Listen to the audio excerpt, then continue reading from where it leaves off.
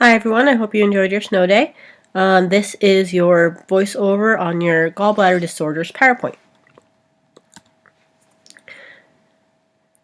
So this content, we're going to discuss the patho of gallbladder disorders. We're going to talk about risk factors on how people can develop gallbladder disease. We're going to talk about the signs and symptoms and how we diagnose gallbladder disease, and then also how we take care of a client who has undergone any type of gallbladder surgery, whether it's open versus laparoscopic cholecystectomy.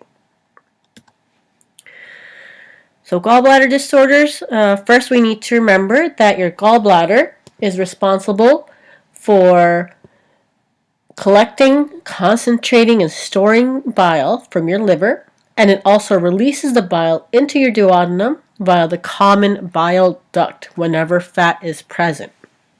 And the biliary system, comprised of your liver and gallbladder, along with your pancreas, secretes certain enzymes and other substances that help promote food digestion in the stomach and small intestine. So whenever you have dysfunction in any of those organs, you really have impaired digestion, which then ultimately leads to a problem with inadequate nutrition. And because of the close anatomical location of these organs, disorders of the gallbladder and also the pancreas may also extend to the other organs in your digestive tract. And the inflammation, particularly in gallbladder disorders, is caused usually by the obstruction in your biliary systems, sometimes from gallstones, edema, strictures, tumors, and that ultimately leads to the abdominal pain that a lot of patients present with. The term cholecystitis refers to the inflammation of your gallbladder, and you can have an acute versus chronic form. And there are two types of acute cholecystitis. It can be calculous, when there are the presence of gallstones. So when you do have inflammation of your gallbladder due to the presence of gallstones, that is referred to as cholelithiasis when you have gallstones. So cholecystitis is just inflammation versus cholelithiasis is when you actually have gallstones. The calculous form is the most common, and it can obstruct your cystic duct, gallbladder neck, or the common bile duct. Okay? And when you do have gallstones obstructing your common bile duct, that is another term called cholelithiasis. Try to say that 3 times fast. And when the gallbladder becomes inflamed in cholecystitis, the trapped bile can be reabsorbed and acts as a chemical irritant to the gallbladder wall. Okay? And the resorbed bile, in combination with the impaired circulation, edema, and gallbladder distension, that all causes ischemia and infarction. That can lead to tissue necrosis and eventually even gangrene within the gallbladder. The gallbladder can then eventually perforate, and then that can lead to complications such as peritonitis. In the acalculous form, where you don't have stones and just inflammation, okay, that's typically associated with biliary stasis, with problems of filling or emptying of the gallbladder, okay, such as decrease in blood flow to the gallbladder, or anatomical problems such as twisting of the gallbladder neck or cystic duct, okay. Pancreatic enzymes can reflux into the gallbladder that causes inflammation. Dysfunction in the sphincter of Oddi can also cause reflux and inflammation. And acalculous cholecystitis can also happen with things such as sepsis, trauma, burns, parenteral nutrition, multi-system organ failure, surgery, hypovolemia. And that all can lead to chronic inflammation, okay, when the gallbladder becomes fibrotic, contracted, and that affects its motility, okay? It affects absorption. And chronic cholecystitis can lead to pancreatitis, cholangitis from backup of the bile through the biliary tract. And you can also have symptoms such as jaundice, icterus, pruritus when you also have liver involvement as well. Remember, those organs are very closely anatomically related. So you might see liver signs and symptoms as well in gallbladder disease. So what causes gallstone formation or cholelithiasis? Okay, cholesterol stones, cholesterol calculi can be a result of metabolic imbalances of cholesterol and bile salts, which are the most common type, especially in the US. And severe bacterial invasion, okay, can lead to suppurative cholangitis when symptoms are not recognized quickly, and pus can accumulate in the ductal system, okay, because the bacteria can collect around the stones and it can form pus. And again, cholelithiasis is the presence of at least one gallstone in the common bile duct, and the stone can be made up of bile pigments or calcium or cholesterol. And when these stones form, they can cause biliary colic and a lot of pain because of biliary obstruction. It can cause pancreatitis or cholangitis. Okay? Another term, cholangitis, is bile duct infection and inflammation. Okay? And then when cholangitis happens, that can lead to strictures, biliary stasis, and cholelithiasis.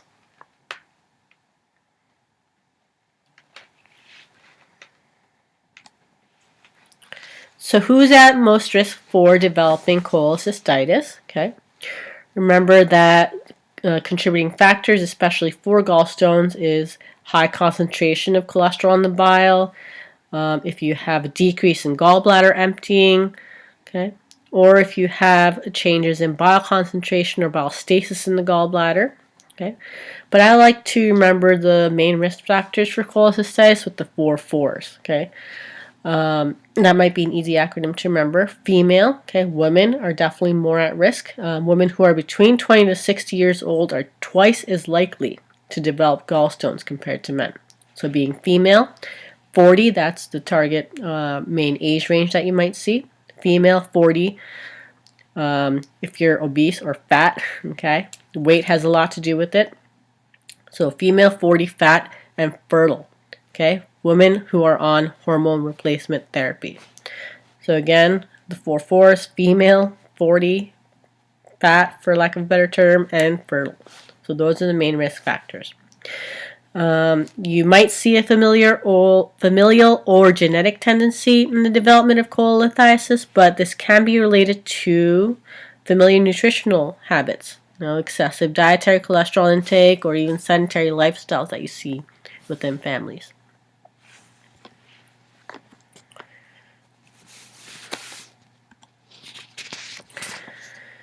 So your assessment of a patient coming in suspected of cholecystitis, again, you're going to start with asking about certain risk factors, okay? Checking their height, weight, vital signs for their BMI.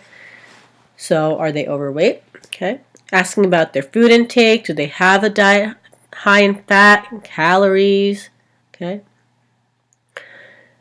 When eating fatty food, does that bring on certain symptoms like flatulence, dyspepsia, heartburn, okay?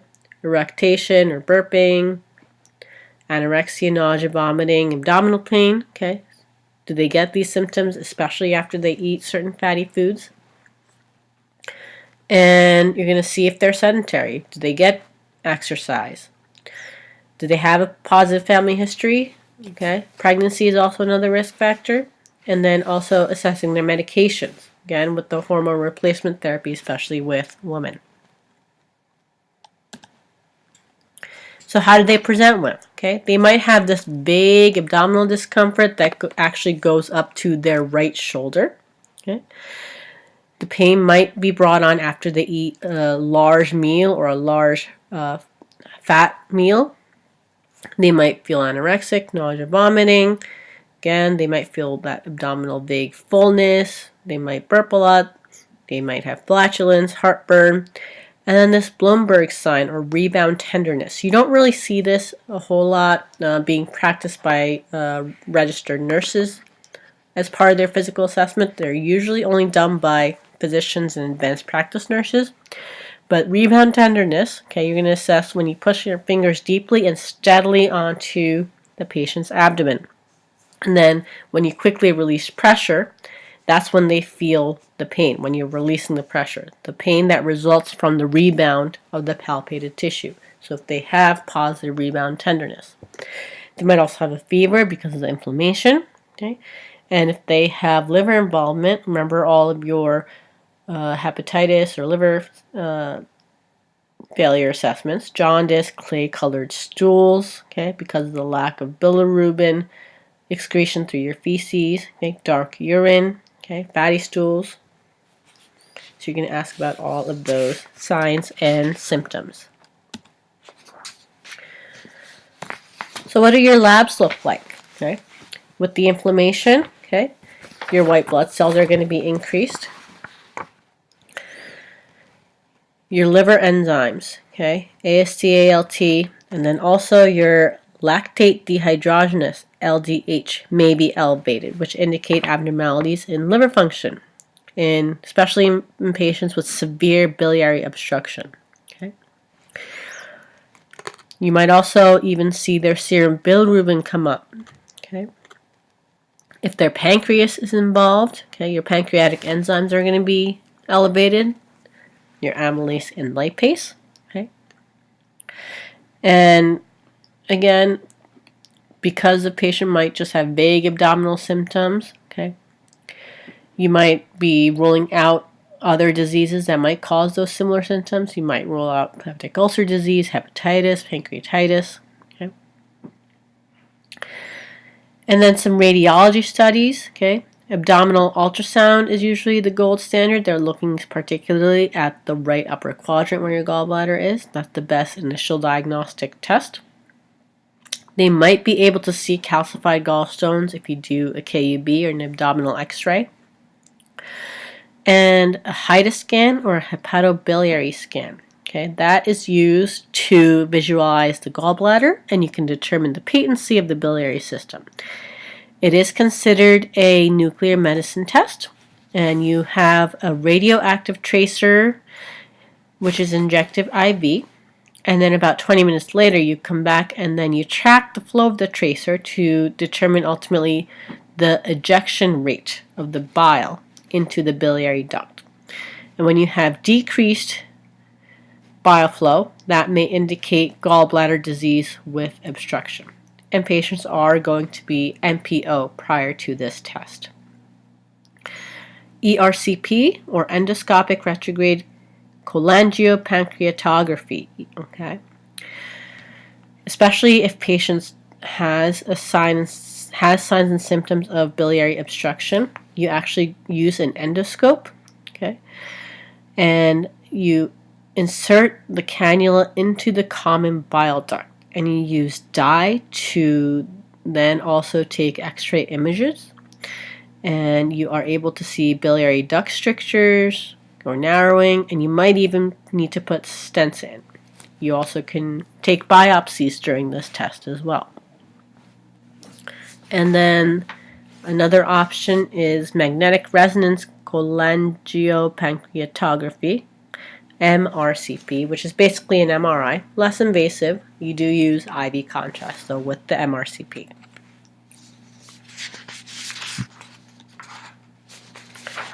Just a picture of what an ERCP might look like. Okay. Again, it's an endoscopic procedure to identify the presence of stones. Maybe you can even see tumors or narrowing in the biliary and pancreatic ducts. Okay. After you place the endoscope through the mouth into the duodenum, you then are able to advance a catheter, which will inject a contrast agent through the ducts. And then the contrast can be seen on x-rays, and you are able to determine and evaluate the status of the ducts. Again, they're NPO. After midnight for an ERCP, you do need consent. You need an IV. Okay, you might need to pre-medicate them with things like Versed. Okay, and sometimes they also give glucagon to decrease spasm of the duodenum. Okay.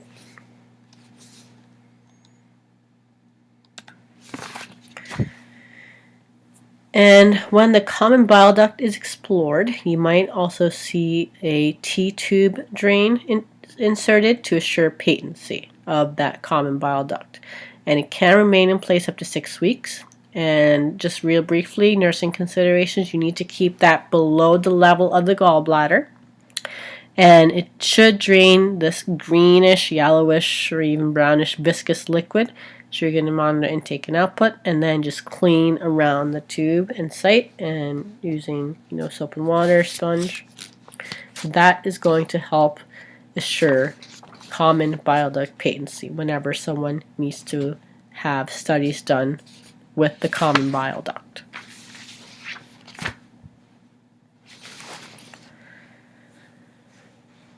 So first, obviously, we want to go the non-invasive route first for managing cholecystitis. So what does that consist of? Diet changes, okay? Again, avoiding fatty foods, okay?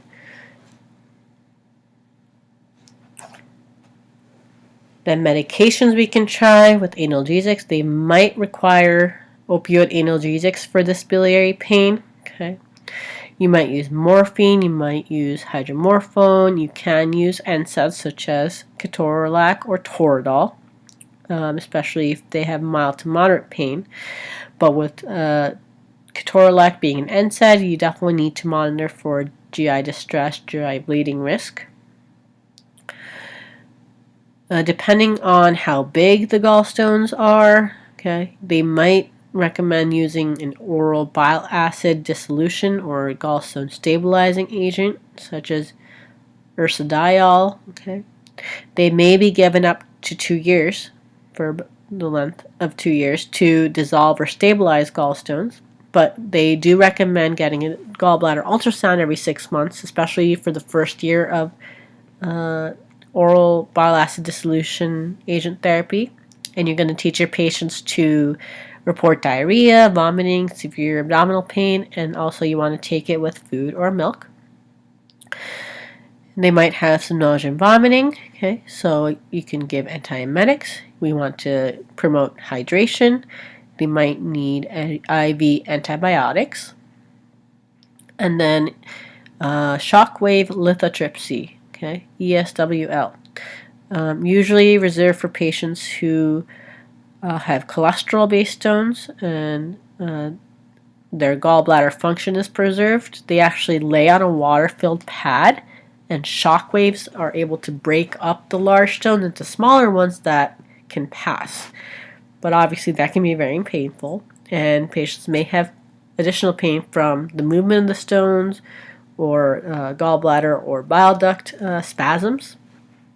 And then you might use a percutaneous transhepatic catheter or a drain using ultrasound guidance to open up the blocked ducts so that the bile can flow. And biliary catheters usually divert bile from the liver into the duodenum to bypass whatever stricture may be present. And when all the bile enters the duodenum directly, it's called an internal drain.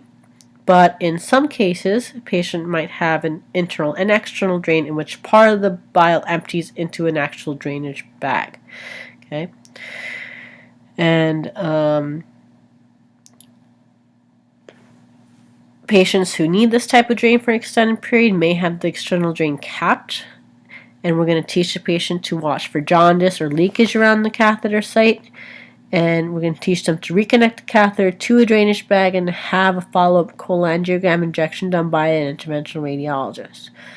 And an external only catheter is connected either temporarily or permanently to a drainage bag. And we got to watch for a decrease in bile drainage that might indicate that the drain is no longer working. So just a brief overview on those drains that we might use. And what are our options for surgery? Okay. Nowadays, surgeons lean towards the laparoscopic cholecystectomy, or lap chole. It is considered a minimally invasive surgery, and nowadays it is the gold standards, performed far more often than your traditional or open choles. Okay. Many advantages to the lap chole. Okay, less complications, less chance of mortality. Injuries to your actual bile duct are lower and very rare. Patients recover quickly, and you usually have less post-operative pain. And it actually can be done as an outpatient procedure, and patients may be discharged the same day. So with the lap chole, there's a small midline puncture at the umbilicus, and additional small incisions may be needed. And the laparoscope is attached to a video camera to view the abdominal organs. And your gallbladder is able to be dissected, and you close the cystic artery or duct, okay? Versus your traditional or open cholecystectomy, okay? You have to remove the gallbladder through a big incision. You are still able to explore the biliary ducts for stones and obstruction, but typically after an open cholecystectomy, you have to put a drain in to prevent fluid accumulation, okay? And the drainage from the drain usually is serosanguinous, can be stained with bile within the first 24 hours, and definitely need antibiotic therapy. Drain usually stays in for about 24 hours post-op, and patients typically are inpatient for about 1 to 2 days post-op. So pre-op care, okay, for either of these, same as patients undergoing general anesthesia surgery. So think back to our peri-op lecture, okay. You need to do all those labs, you need to make them NPO, you need to ask about all those other preoperative history questions, okay. And post-op care, main things, NPO until fully awake when the gag reflex is present. Then you can advance from clear liquids, eventually to solids. Gotta monitor frequent vital signs, monitor for nausea, vomiting, hydrate them with IV fluids, okay? Early ambulations, pain control, and educate about incision and or drain care if applicable. So think back on your peri-op lecture, okay? So what do we teach patients after they've undergone a cholecystectomy? Okay. How to care for their incision, okay? How to keep it clean, when to report signs and symptoms of infection, okay? How to treat their pain, maybe with ice. They might be prescribed an opioid analgesic to go home on. Importance of follow-up appointments. You might refer them to a weight reduction program if applicable, if they're overweight. And then teach them about post-cholecystectomy syndrome, or PCS. What is that? So that might present as repeated abdominal epigastric pain with vomiting and or diarrhea that can occur several weeks to months post-op. What can cause PCS? Okay, might be a pseudocyst, common bile duct leak, okay, common bile duct or pancreatic duct obstruction. You might have a malfunction in the sphincter of Oddi. You might have had retained gallstones post-op. You might develop a pancreatic or liver mass, okay.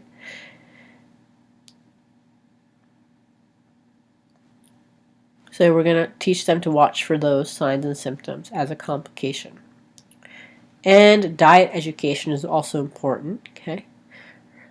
So what do we want to tell them to avoid in patients that don't have a gallbladder anymore? Low-fat diet, avoiding fried foods, okay.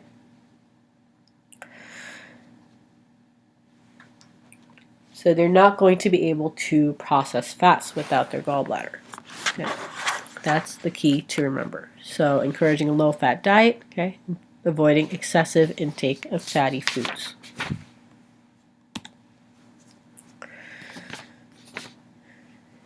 And then just briefly on gallbladder cancer, okay.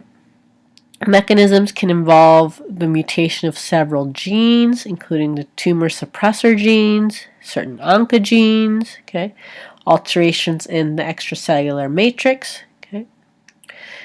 This chronic inflammation of the gallbladder can lead to dysplasia, changing of the cells that can progress to metaplasia, okay. And the invasion of liver and lymph nodes around it can occur very early on, okay.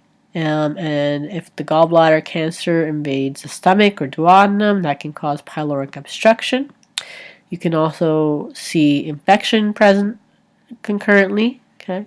A lot of different complications such as peritonitis, gangrene, perforation, liver abscesses. And who's at risk for gallbladder cancer?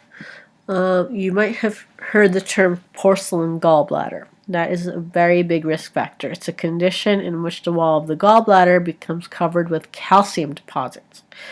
It can occur after long-term inflammation of the gallbladder, okay, caused by gallstones, and people with porcelain gallbladder do have a higher risk of developing gallbladder cancer due to inflammation. You might also see gallbladder polyps, okay, growths that bulge from the surface of the inner gallbladder. Polyps can be from cholesterol deposits. Some can be small tumors, either cancerous or benign, or can be caused by inflammation. Okay. And they say that polyps larger than 1 centimeter, about a half an inch, are more likely to be cancer. So in patients that do have gallbladder polyps of that size or larger, physicians usually recommend just taking the gallbladder out.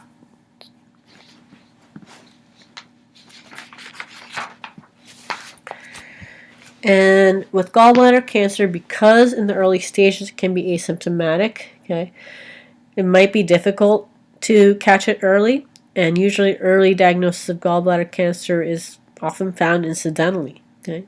And with the inflammatory process, it can obscure in the underlying malignancy. They might have steady upper right quadrant pain for several months. They might have all these GI symptoms. They might show jaundice. And complete resection is typically the only effective treatment for early stages, and recurrence can be common.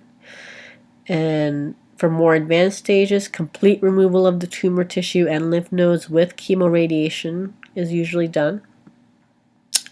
And because advanced malignancies can't be resected, gallbladders containing gallstones are typically removed as precaution, as a preventative measure. And unfortunately, unresectable gallbladder cancer has a very, very poor prognosis.